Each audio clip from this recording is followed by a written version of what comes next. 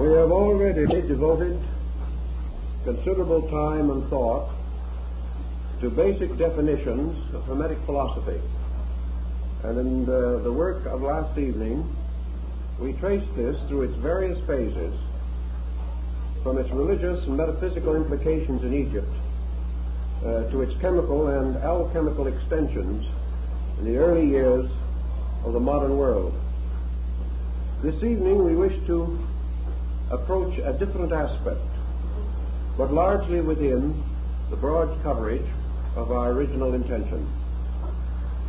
The question of the place of the original Hermetic teachings in the rise of Christianity must first be clearly stated.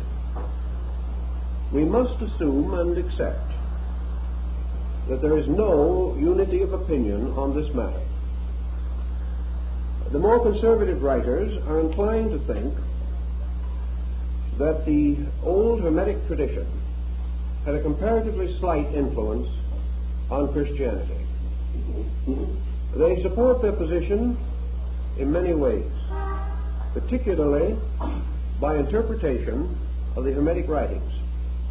Let me point out exactly what I mean by this statement.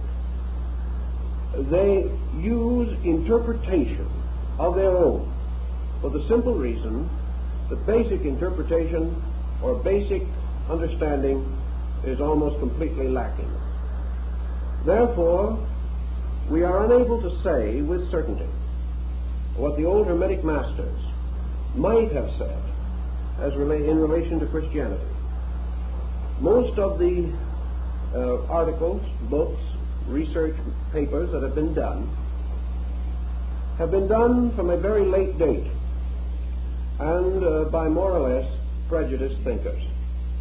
I do not mean intentional prejudice, but through the long medieval period where scholarship in these extraordinary subjects was not particularly clear or complete, very little survived that could guide us and direct us in our modern thinking.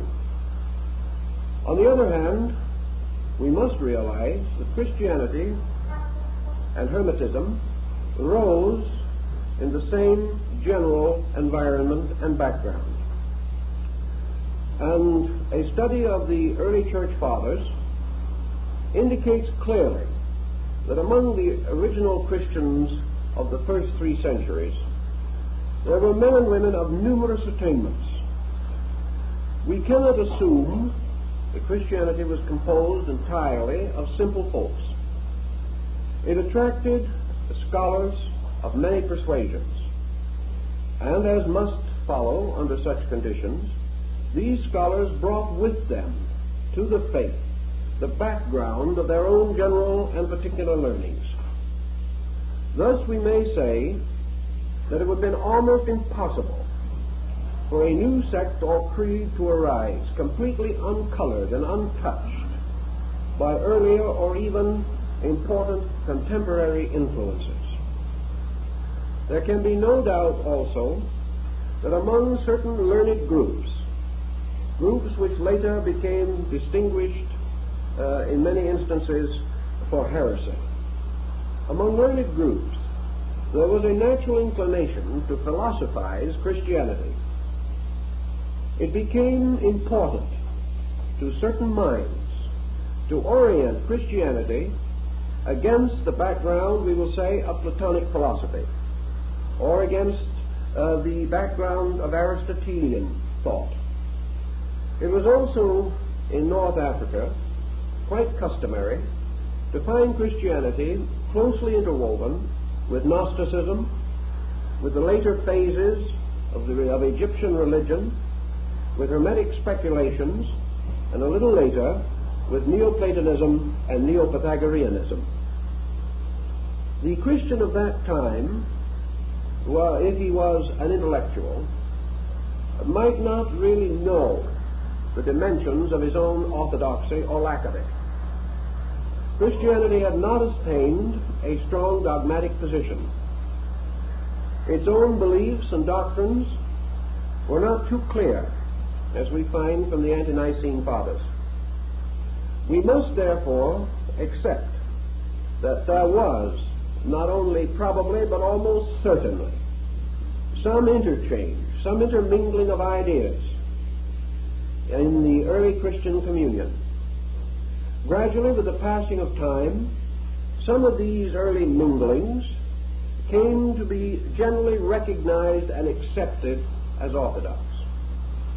Others of these early influences did not fit so well into the growing philosophical structure of the church. They were therefore discarded, or perhaps only ignored out of existence. The question that perhaps interests us is the degree to which Hermetic ideas may have survived, may even now be found within the body of orthodoxy, acceptable, generally regarded as orthodox to the person of today. One point that perhaps is of interest in the parallel between Hermetic thought and Christianity is the approach to deity, which strongly differentiates and distinguishes the teachings of this mysterious ex-personality whom we know as Hermes. In one of his earlier tracts, Hermes says the universe is composed of only two qualities: the Creator and the works of the Creator. This statement not only survived into Christianity, unless we wish to regard it as already indigenous there, but it certainly continued to exercise a strong influence in medieval thinking and even in modern religious thought. The concept as Hermes unfolds it conceives the universe to consist of only the attributes of one sovereign power. There is nothing but God. All things that do not appear to be God are conditions of God. Deity in substance and in essence, absolute and indivisible, may not so be cognized by man, Hermes taught. Man, therefore, must observe the separate works of God, and by thus observing, he falls into a possible illusion. This illusion is that these works have a separate subsistence, a true and total existence in themselves. Hermes says this is not so, that all works have their existence and subsistence only in God.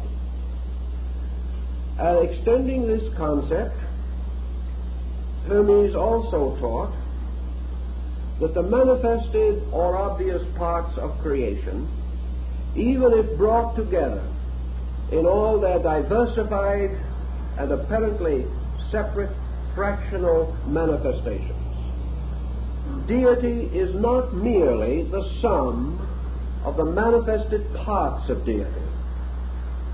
Deity is the sum of that which is manifested and that which is not manifested. Deity is the substance, therefore, of all things knowable, all things known, and all things which have an existence but are unknown or unknowable. Hermes then gives us a statement which is very reminiscent of a familiar one, namely that in deity, or in God, men live and move and have their beings. And not only do they exist in God, in a world of God, surrounded by God creatures and God creations. They exist here not as visitors or strangers, or things separate and apart. So we have the Hermetic thought that man shares with creation an immediate participation in the Creator. The total of things knowable must include man. And Hermes tells us that not only that man which is visible to the sensory perceptions, but that man which is invisible. Not only that man which is the son of earth, but that man which is the son of mind. Thus Hermes gives us the relationship of parent and child as far as this can be applied to an abstract theological concept. Deity is parent, total parent, father, mother. Hermes pointed out that deity is androgynous, namely possessing within itself the qualities of father, mother. But more than this, partakes of a still stranger extension. For this deity which is father and mother is also the progeny of father and mother. Thus deity is father, mother, child. Deity gave birth out of itself to all things, and these by their unions and minglings cause further generations, and these later generations are like the original creation, in God and of God. Throughout this entire concept, Hermes is essentially teaching a monotheistic theology. Yet he differs from some other schools in recognizing that monotheism in itself and by itself is not adequate to explain the phenomenal existence which we call creation. Therefore, to Hermes it was necessary to assume that from the original and creating power, and still embraced within the love, wisdom, and authority of that power, there are both primary and secondary emanations. Some creatures or creations more closely resemble deity than others. And here we come very close to some of the early Pythagorean and Platonic speculations. Those creatures first created and containing within themselves the greater effulgency of the divine power are more proximate to deity, and therefore by proximity attain a likeness, or by likeness attain a proximity. Both positions are advanced.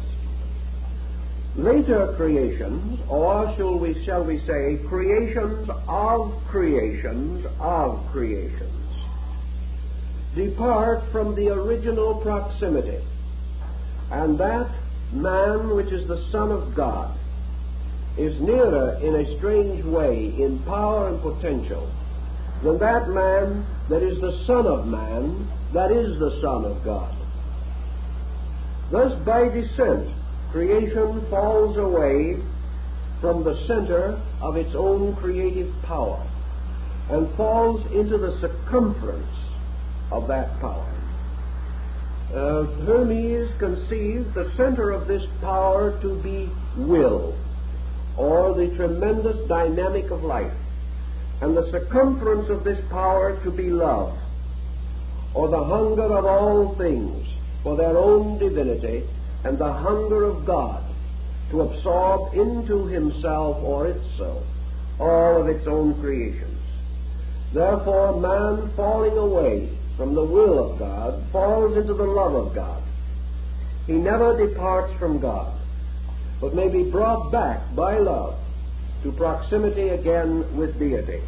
And the story of this return will be the subject of the final series, lecture of this series, which will deal with the great Hermetic book, The Shepherd of Men. Hermes, therefore, like the Gnostics, envisioned a hierarchy, a universe of powers, principalities, angels, archangels, thrones, and dominions. He saw not only the great fountain of all things, but closely followed the Chaldean oracles in describing the farther fountains from the great fountains, the powers and the minds that flow forth from the power and the mind. He conceived of Anthropos, and Anthropos the son of Anthropos. He beheld in the unfolding of universal existence the opening of a great flower, reminiscent of the vision of Dante.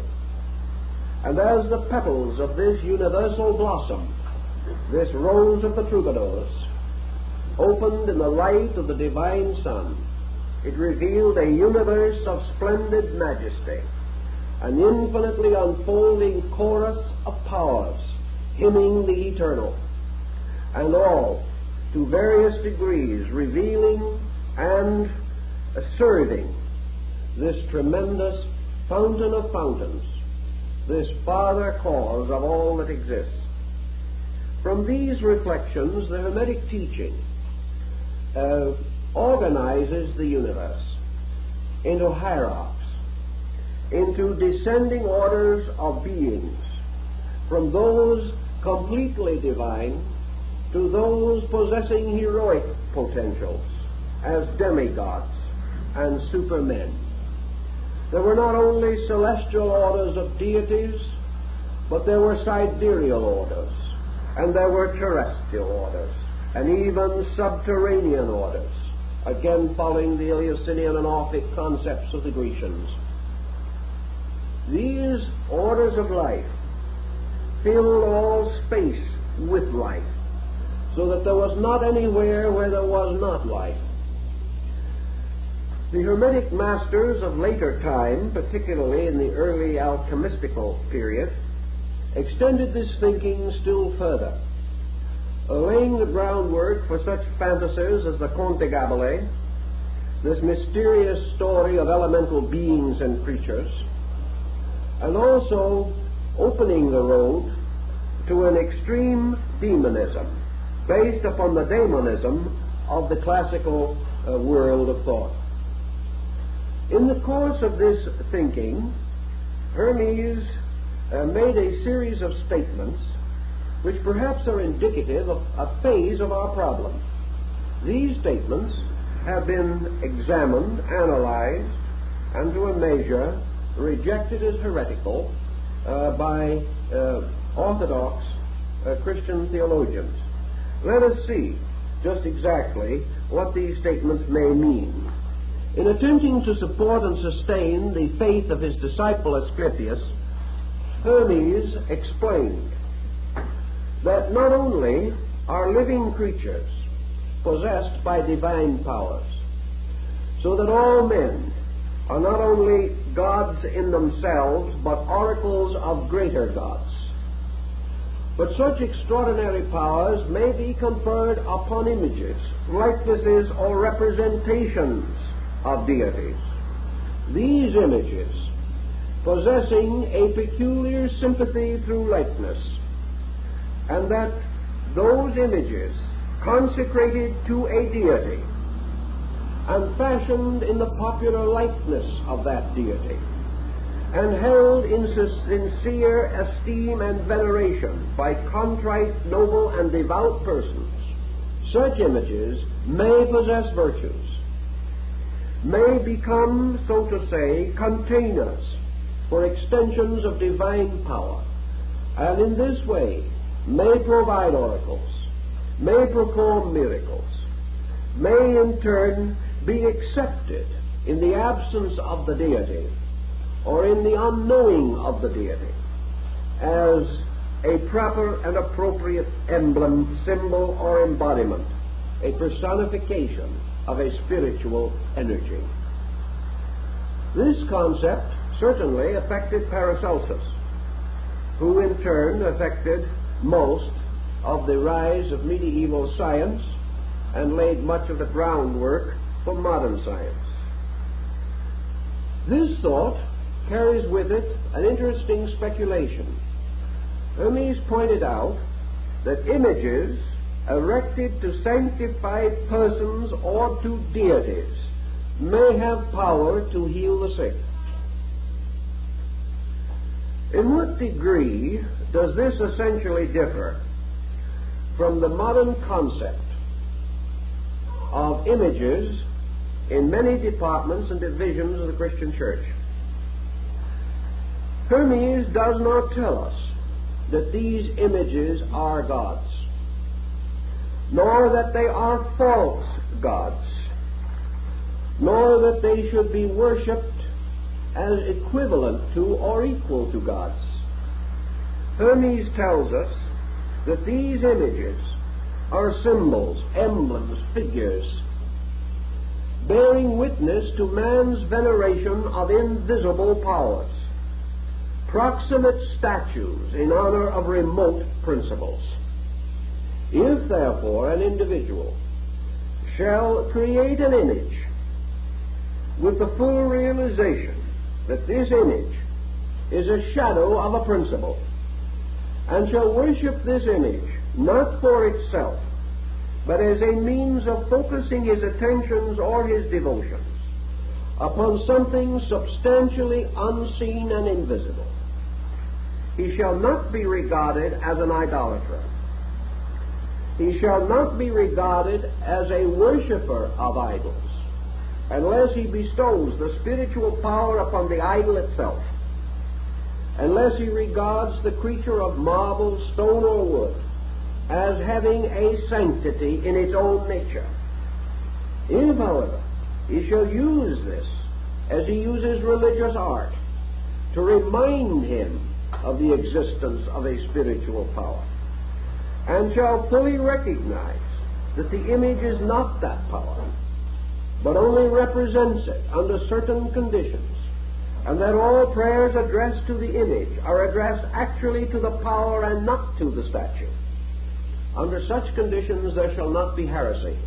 This is more or less accepted today, and the intercession of saints and the presentation of petition to canonized persons or to representations of Christ or the Virgin Mary or the apostles shall not be regarded as the worship of images, but shall be regarded as internal reminders by which man receives an impulse to the fulsomeness of veneration, and shall therefore worship in spirit and in truth, using this symbol only as a means of centering his attention upon something which is otherwise beyond the cognition of his senses.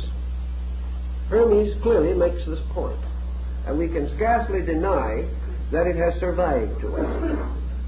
However, in the course of time, a point also made by Hermes came into general disrepute and was conveniently forgotten.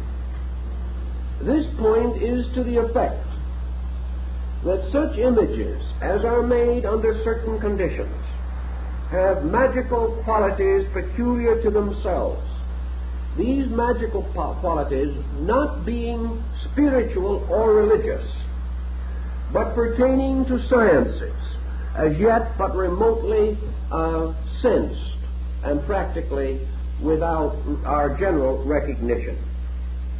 Thus, according to Hermes, if into a figure or into a symbol there shall be incorporated certain principles of mathematics, of universal procedure, of cosmogony, of art, of musical harmony, of artistic canon, if, in other words, this image shall be made a resplendent geometrical or artistic composition, so essentially proportioned, so beautiful in its parts, so benevolent in its complexion, that it shall cause the admiration of men, then this image is not dead. For it may lead men to repentance. It may cause evil persons to ask forgiveness. It may console the afflicted and the burdened. And it may also inspire the studious to examine its proportions in search for universal truths concealed behind the actual structure and form themselves. Thus, according to Hermes, anything which influences man cannot be dead. Furthermore, anything that influences man and is alive, or has life of any quality in it, can not only not be dead, but it can participate in but one life, and that is the life of God. Therefore, whatever virtue there be in herbs, whatever authority there be in law, whatever skill there may be in the hand of the physician, all these things are but the extensions of the creating power into the diversity of created attributes. Hermes therefore assumes that deity not only causes to come from himself forms and lives, but also relationships, patterns, interplays of forces, and that in these relationships there are also virtues, for things in themselves unchangeable appear to change or take on new mutual meanings and values because of motions. Motion is therefore a movement in interval of time or place, and interval and motion itself both are God. Out of this concept, a great many philosophical points could be developed. But for the moment, we cannot extend beyond this small circumference, as we have too many other points that call for our attention. We can therefore only summarize this phase of our thinking by pointing out that it was not correct and is not correct to assume that Hermetism is essentially pantheistic. It is not. It is pantheistic only inasmuch as it conveys life to everything. But it conveys only one life, that the life of God. And in the Hermetic philosophy, there is no possibility for the existence of a principle of evil. There cannot be a demonism as we know it. There can only be that kind of a recognition of tutelary spirits, mundane and submundane, all of them in some way legitimate and reasonable extensions of the divine power, which may extend itself in ways and on levels utterly beyond human cognition. Hermes also held that because one power animated all things, that there was a continuous and endless interrelationship of things. Man is not unaffected by that which is unseen. Man is not completely unconditioned by that which is unknown. Man must therefore perceive not only with his sensory perceptions, but also with his intuitive and inspirational faculties. And there are aspects of divinity moving around him and through him constantly, which he cannot consciously delineate, which he cannot define, which he cannot even clearly experience. Those parts of divinity which are not within his rationality therefore move him, whereas those parts of divinity which are within his rationality he gains a certain mastery over, and by this mastery he causes movement, he causes action, thus using the conscious knowledge that he has to move what he knows, and being in turn unconsciously moved by that which he does not know. Thus man lives forever in a divine motion, a motion moving him both inwardly and outwardly. Outward motion may lead man in numerous directions, real or unreal. Inward motion leads man only to the total experience of life. Therefore, the inward motion of man is always a divine motion, a God motion. But in itself, this motion cannot be defined and can only be broadly estimated from the total pattern of the mutations of life caused by the motion of invisibles through various situations and conditions, during parts of which these invisibles project visible or semi-visible semblances of themselves. The next point that I think is important to us is the opinion of Hermes concerning the nature of what we term the Messiah. The Egyptians certainly had a messianic tradition. We know that in the later centuries of Egyptian religion, their form of messianic concept was drifting closer and closer to that with which we are now familiar. As early as the 5th or 6th century B.C., the Egyptians had already come into the recognition of an intercessing power in nature, an intercessor, a power of salvation or preservation. And this power they variously symbolized. One of their names for this power was Iesus, a name which is startlingly reminiscent of Jesus. In the Hermetic philosophy, we do not have exactly the Christian presentation of the messianic concept. We do have, however, a concept, and one which almost certainly has played a part in the rise of Christian philosophy, as this philosophy was unfolded by men like Thomas Aquinas. According to Hermes, that which is eternal, that which has of itself everlastingness, enduring unto all generations, that which has neither a source in time nor in eternity, but a subsistence in foreverness. This power is alone immortal, incapable of death because essentially incapable of birth, incapable of in any way departing from the totality of its total self. This universality cannot be divided. It is indivisible. There can never be two, nor can it divide by some philosophical fission to become a duality. As Pythagoras had earlier taught, the only way in which division can be countenanced in the concept of a total divine power is that division is within that power, but that power itself remains undivided. Thus, in the Hermetic philosophy, a certain division occurs within totality. And this division blazes forth not as a separateness, not as a power brought into any possible antagonism with its own cause, but a power which is a somewhat restricted manifestation of totality. That power Hermes calls the divine mind. He calls it also universal reason. He says that the firstborn of the infinite is the extension of the infinite itself into the field of pure cognition.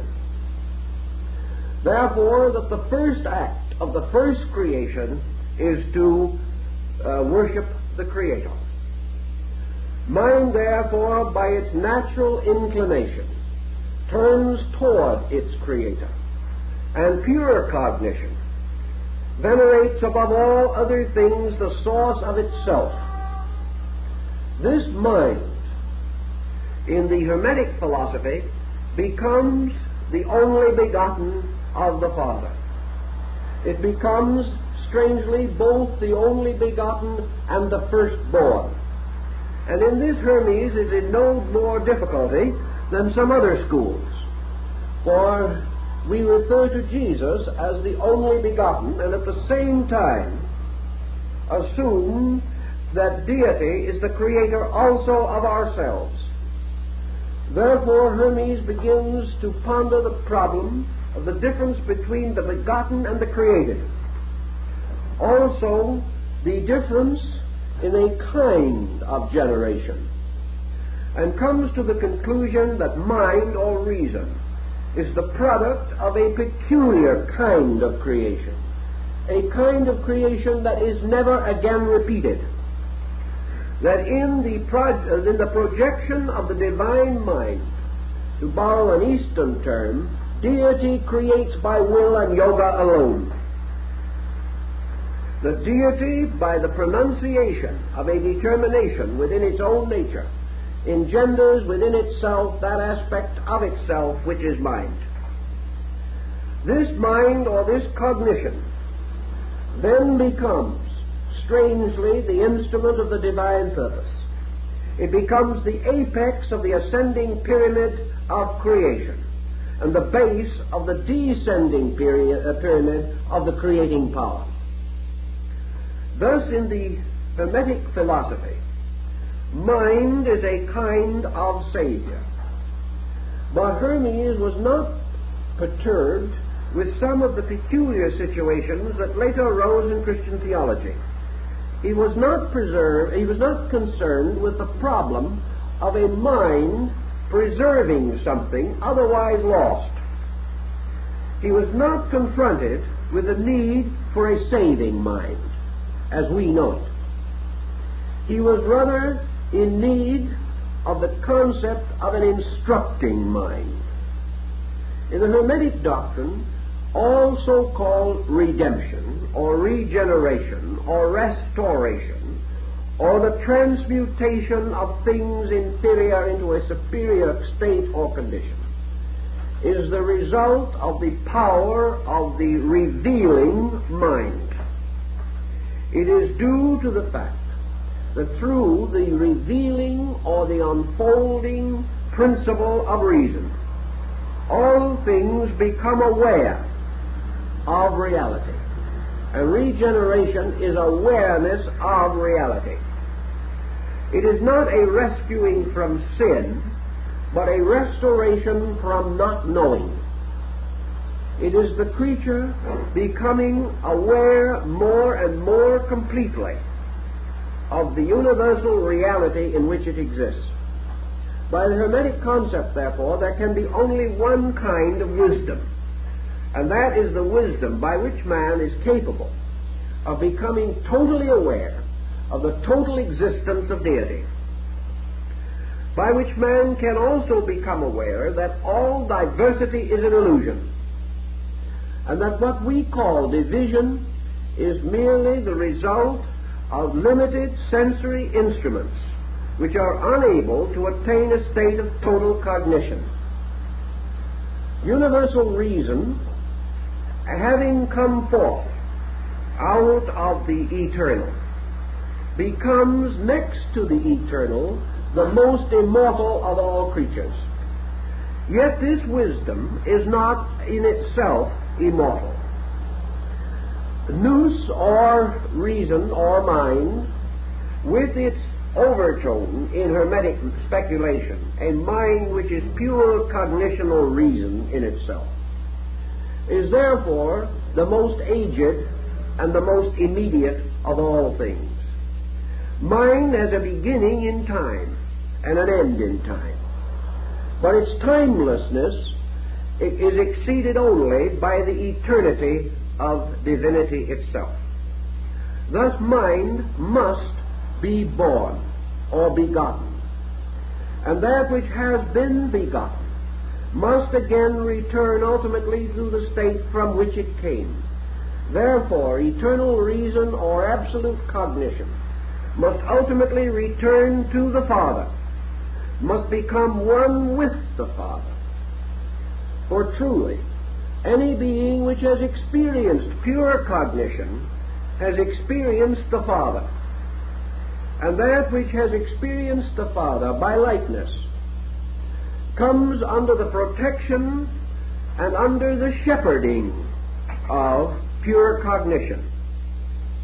We cannot say, therefore, that pure cognition was the god of Hermes, but we can say that it was definitely the primary symbol, the first cognizable image of that which is beyond all human estimation.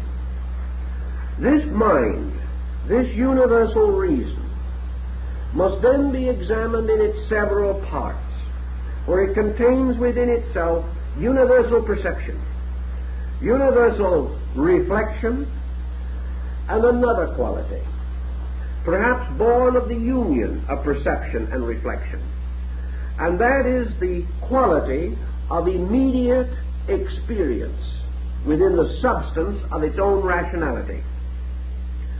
Mind must therefore, in its fullness, to return to its full archetypal proportion, contain within itself the absolute experience of itself. Reason, therefore, must lead to what perhaps we may first conceive of as understanding. Understanding being more than knowing. Understanding being an enlightened kind of knowing. A human knowing impregnated with a spark of divine knowing. Understanding must then also be the power of impersonalization of perspective.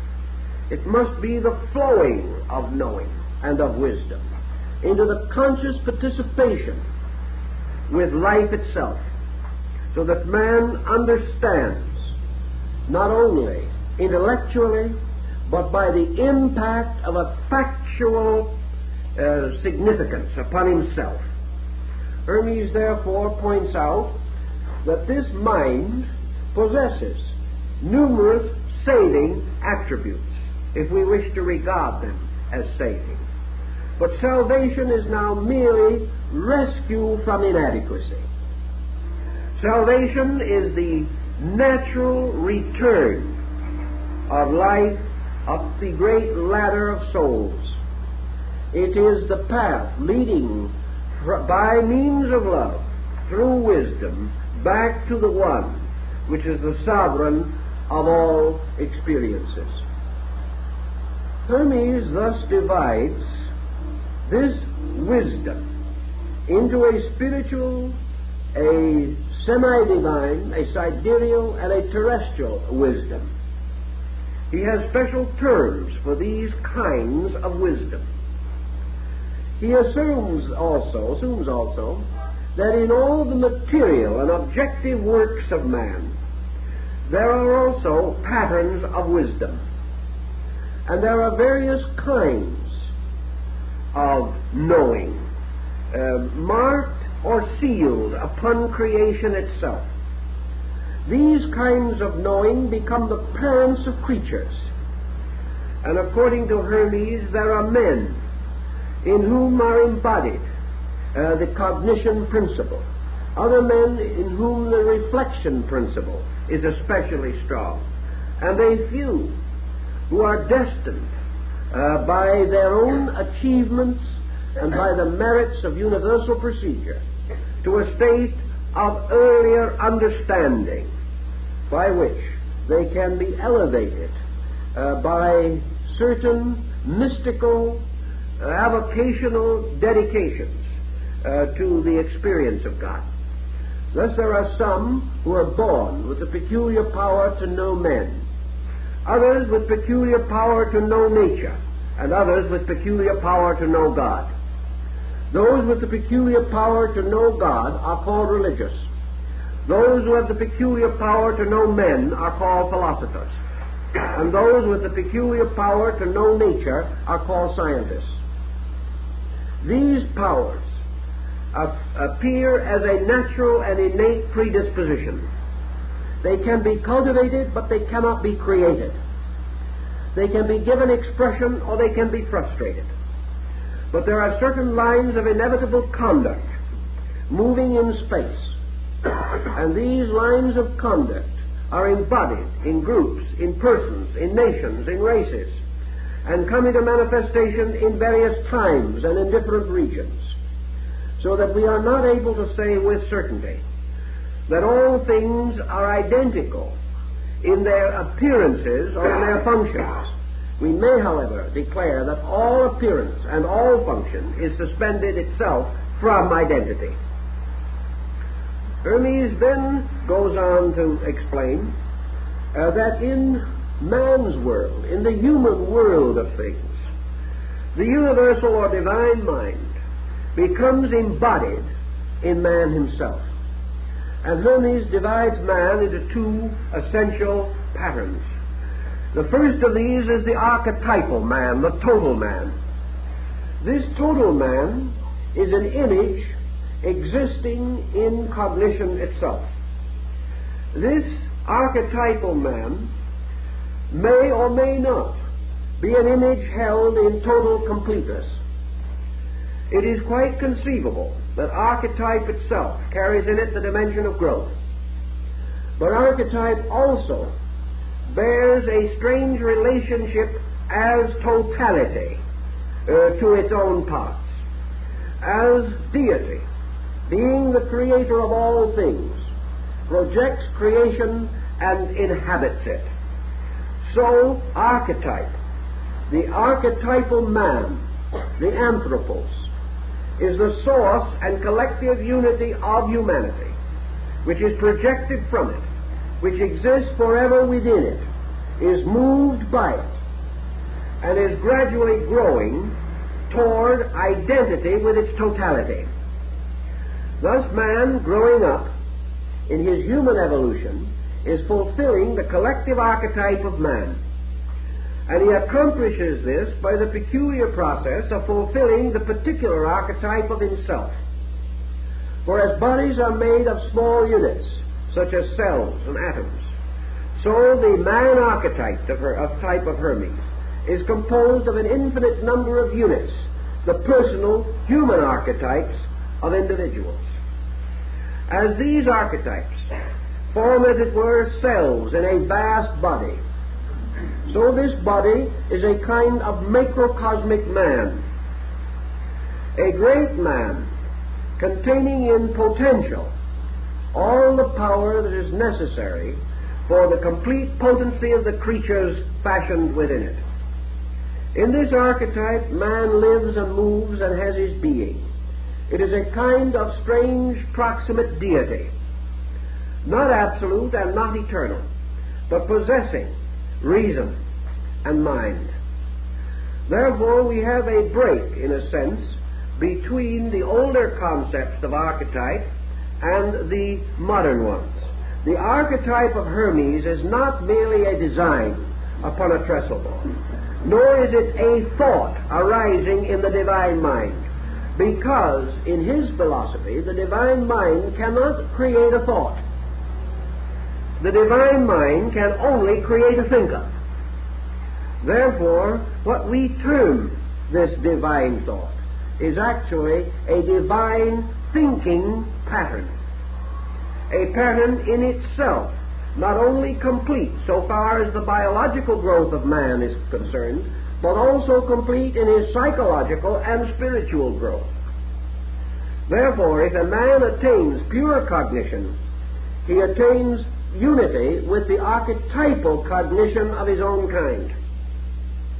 This is a different approach, but perhaps in the long run the conclusions are not so strange in light of other modern concerns.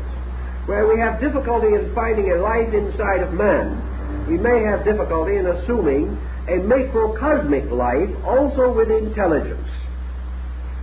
Hermes, of course, goes on to say that every species, every nation, every unit that exists in society must have an archetypal nature, and that this archetypal nature is the reason why this unit unfolds according to rules, and why it happens that the union of animals will not produce monsters, and why it occurs that we may expect like to engender like, and why also we have certain psychological peculiarities about groups.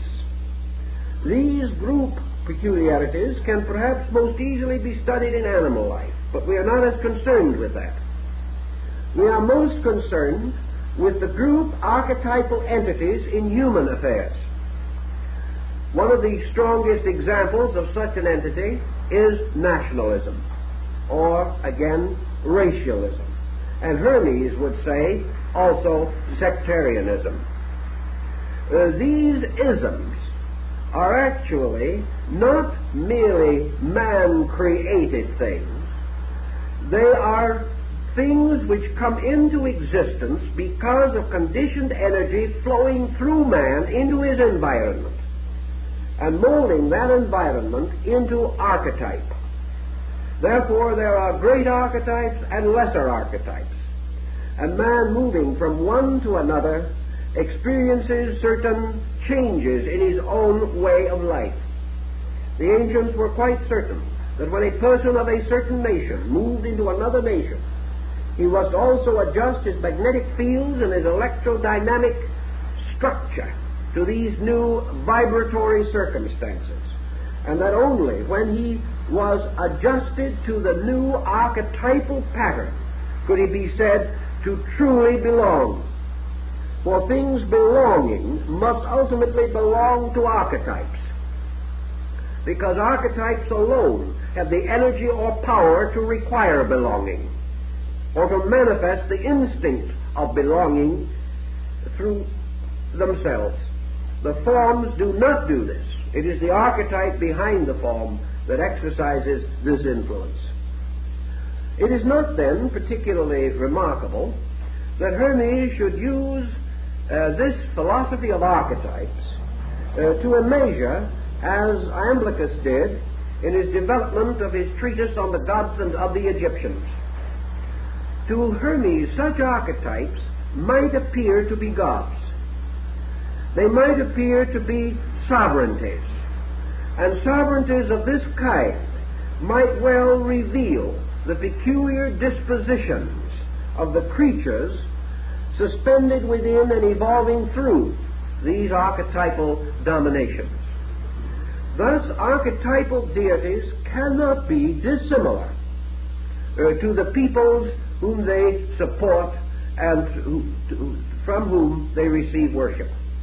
Plato perhaps gives us the same idea when he causes the world to be divided among the mundane gods, each having a certain allotment. We know that the Athenians regarded Pallas Athena as the patron deity of their city. To Hermes, this would have been an archetypal assignment. In other words, Athena or Minerva was the archetype of the Athenians. The Athenians being a kind, not only just Greek, but a kind of Greeks. The Athenians had laws, principles, ideals, traditions. Their culture was filled with this mysterious, intangible manna that is worshipped in the South Seas, or the arenda of our Indians. These people belonged, and because they belonged, they lived and died in the support of that to which they belonged. And escaping from this sense of belonging were uneasy and dissatisfied.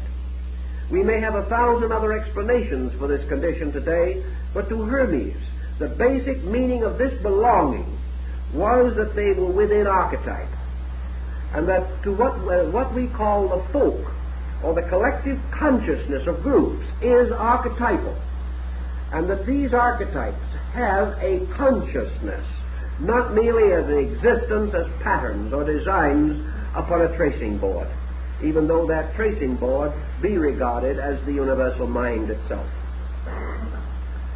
This concept, then, would lead to the concept further that reason, or universal mind, this firstborn cognition of the infinite, must recognize archetypes of a mundane order as dividing forces.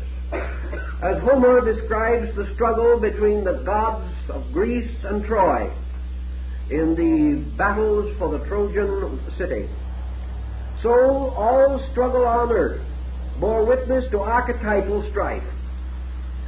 And as surely as individuals find grave difficulties in overcoming their prejudices or their opinions, or escaping from the boundaries of their racial or cultural traditions, so likewise these things are dividing powers, keeping the individual locked within an archetype, but forbidding him to depart into a larger pattern. Here Hermes conceives the rescuing power of the universal mind. He perceives that this power is not only master over the world, but master over the patterns of the world. That it is within the power of the messianic mind to liberate creatures from archetype. That it can impose upon all things one greater archetype, and that is the archetype of divine reason itself.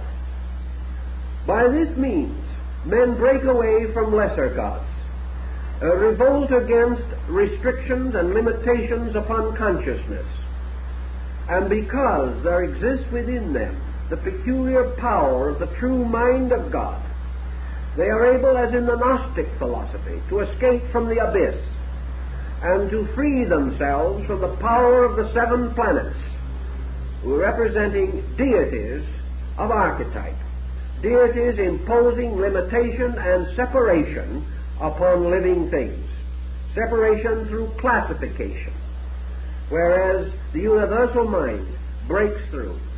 It does not deny the levels of life, but it unites these levels at their apexes, or at their most common grounds of junction. It brings them all within one master archetype, that archetype being the pure substance of the divine cognition itself. Thus this mind functions as a preserving force. It may also be merit to worship this mind, to adore it, to venerate it. For to Hermes, worship was merely a profound statement of acceptance. Worship implied that the individual agreed with the object of his worship, that he believed likewise, that he saw in the object of his worship an archetypal pattern that was the fulfillment of the deepest graces within himself. Therefore, worship is an allegiance. It is a giving of oneself to a concept, to a degree of enlightenment, to a conviction deeper and more real than that ordinarily or previously held to be true. Thus man, moving by consciousness toward universals, moved by the reason within himself, sought to break through archetype. And our entire history of civilization has been a motion from isolation towards unification to at least a partial degree. We have not achieved the end, but the natural tendency for man